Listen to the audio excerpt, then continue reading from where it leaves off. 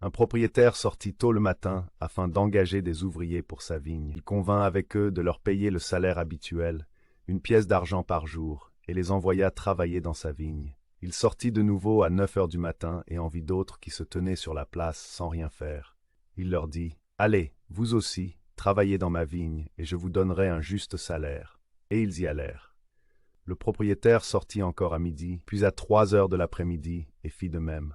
Enfin, vers 5 heures du soir, il sortit et trouva d'autres hommes qui se tenaient encore sur la place. Il leur demanda, « Pourquoi restez-vous ici tout le jour sans rien faire? » « Parce que personne ne nous a engagés, » répondirent-ils.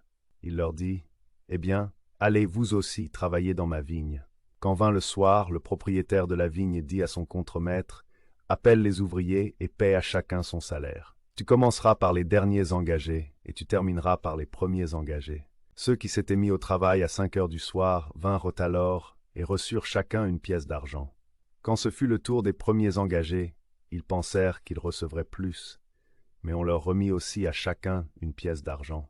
En la recevant, ils critiquaient le propriétaire et disaient, « Ces ouvriers engagés en dernier n'ont travaillé qu'1 heure, et tu les as payés comme nous, qui avons supporté la fatigue d'une journée entière de travail sous un soleil brûlant. » Mais le propriétaire répondit à l'un d'eux, « Mon ami, je ne te cause aucun tort. Tu as convenu avec moi de travailler pour une pièce d'argent par jour, n'est-ce pas?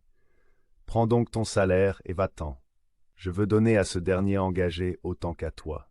N'ai-je pas le droit de faire ce que je veux de mon argent? Ou bien es-tu jaloux parce que je suis bon? » Ainsi, ajouta Jésus, « ceux qui sont les derniers seront les premiers, et ceux qui sont les premiers seront les derniers. »